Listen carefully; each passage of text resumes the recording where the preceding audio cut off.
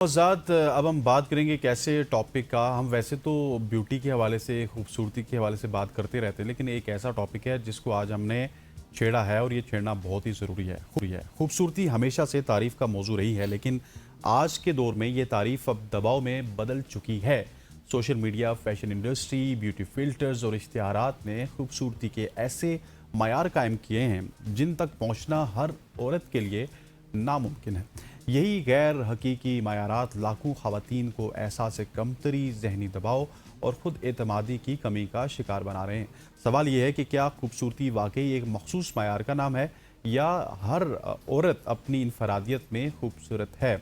आज हम बात करेंगे ख़वातीन पर गैर हकीकी खूबसूरती के मयारात के बढ़ते हुए दबाव और इसके माशरती, नफ्सियाती और जज्बाती असरात क्या हैं।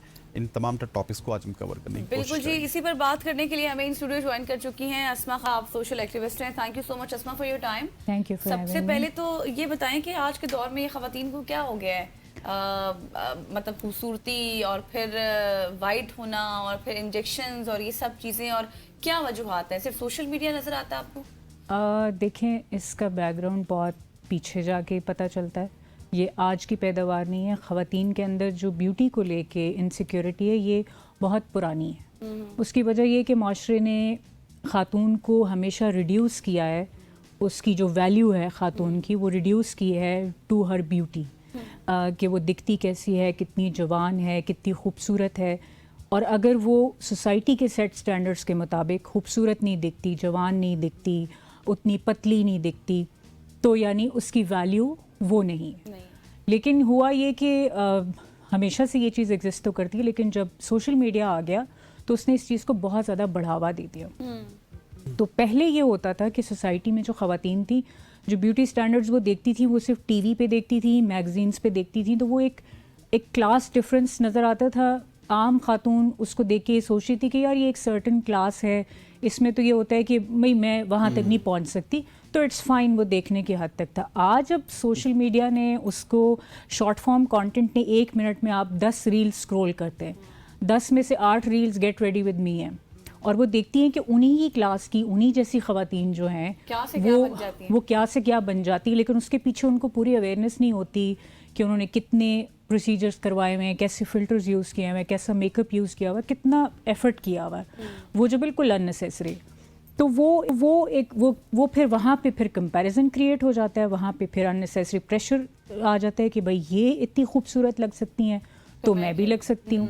तो वहाँ से जो है वो चीज़ बहुत ज़्यादा बढ़ जाती है। ये जो वाइट कॉम्प्लेक्शन है अस्मा, ये हमारी सोसाइटी में ज़्यादा प्रिवेल करते हैं। आप अगर वेस्टर्न वर्ल्ड की बात करें, आप उनका मीडिया उठा के देख लें, आप उनके सोशल मीडिया के इन्फ्लुएंसर उठा के देख लें, वहाँ पे जो ब्लैक कम्युनिटी के लोग हैं वो उसी तरह से आके प्रेजेंटेशंस देते हैं, जो वाइट कम्युनिटी के लोग हैं वो उसी तरह से आके प्रेजेंटेशन देते हैं। हमारे यहाँ होता ये है कि आप अगर फुल ब्लैक भी हैं तो आपने कोई 1.5 किलो की बेस लगा के वाइट बन के सामने आना है। सो ये जो हमारी तरफ ये तब्दीली क्यों है और हम क्यों इस वाइट स्किन से निकलने की कोशिश नहीं करते?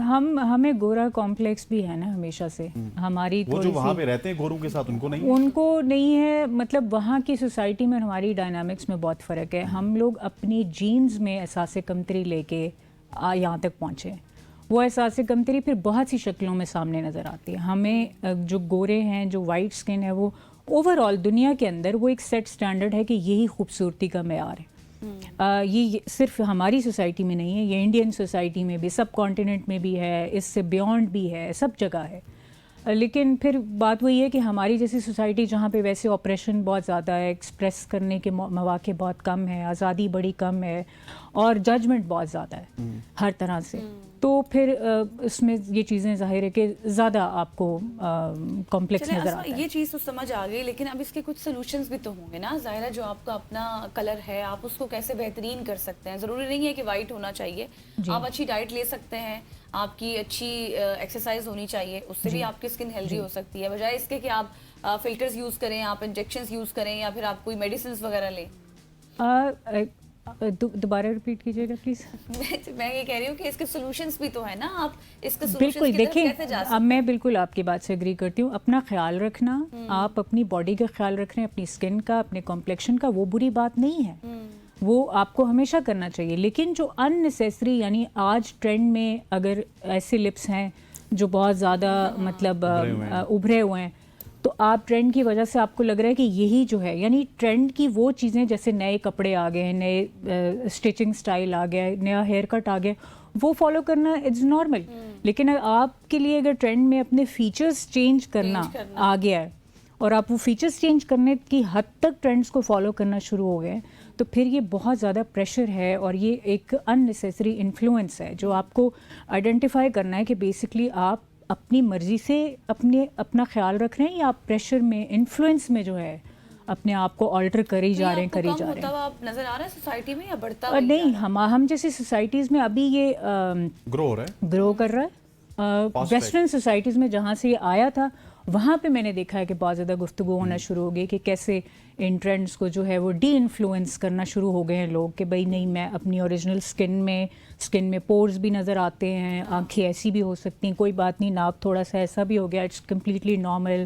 آپ کے اگر ہاتھ پاؤں ہر وقت جو ہے وہ فیس جیسا کلر نہیں ہے تو اٹس فائن. میں پچھلے دنوں ایک مووی بھی دیکھ رہا تھا، ابھی 2026 کی آئی ہے، وہ بیسیکلی امریکن مووی ہے. تو اس میں جو ہیرو تھا، آئی تھنک اس کی عمر وہی جس طرح آپ بتا رہے ہیں 56-57 کے قریب تھی، اور وہ اسی طرح سے مطلب وداؤٹ میک اپ آیا ہوا اور وہ بڑا اچھا لگ رہا تھا. تو میں نے کہا کہ ہمارے یہاں ابھی بالی ووڈ کی مووی دیکھ لیں تو شاہ رخ خان آج بھی میک اپ کروا کے تو 35-36 کے لگ کے اس کے بعد سامنے آتے ہیں. اچھا، بیوٹی سٹینڈرڈس کی بات ہو رہی ہے، اب ہمارا سارا پریشر خواتین پہ کیوں ہوتا ہے؟ مطلب ایک میں مرد ہوں، نہ میری کوئی ناک دیکھے گا، نہ میرا کوئی منہ دیکھے گا، نہ میری کوئی شکل دیکھے گا، نہ میرا کوئی رنگ دیکھے گا. میرا دیکھا جائے گا جی بچہ ٹھیک ہے، کما ٹھیک رہا ہے، پیسے ٹھیک ہیں، بچی کو پورا اوپر سے نیچے تک انالائز کیا جاتا ہے، شکل کیسی ہے، ناک ٹھیک ہے، آنکھیں ٹھیک ہیں، خاندان کیسا ہے، سیرت کیسی ہے، پڑھائی کیسی ہے، اور اس کے بعد ادھر دیکھا جاتا ہے بس ٹھیک ہے، صحیح کما رہا تو دے دو. یہ کیوں ہوتا ہے کہ بچی کو اتنا زیادہ انالائز کیا جاتا ہے اور بچے کو دیکھا ہی نہیں جاتا؟ میں نے شروع بات کا آغاز ہی ایسے کیا تھا کہ ہمیں لگتا ہے کہ ان نیسیسری یہ جو بیوٹی سٹینڈرڈز ہیں یہ آج کی پیداوار ہے.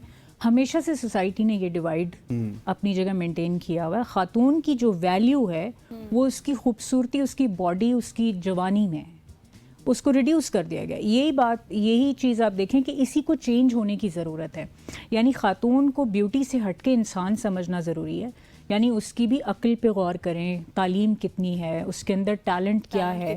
یعنی وہ اس کی جو انٹائر شخصیت ہے وہ صرف اس کی خوبصورتی نہیں ہے، اس کی شخصیت میں اور بھی بہت کچھ ہے. جیسے ہم مرد کو دیکھتے ہیں، مرد کو ہم اس کے ٹیلنٹ کے لیے، اس کی کوالیفیکیشن کے لیے، پیسے کتنا کماتا ہے، کتنا زیادہ پروگریسو ہے، کتنا ایمبیشیس ہے، ان ساری چیزوں کے لیے سوسائٹی اسے ریوارڈ کرتی ہے.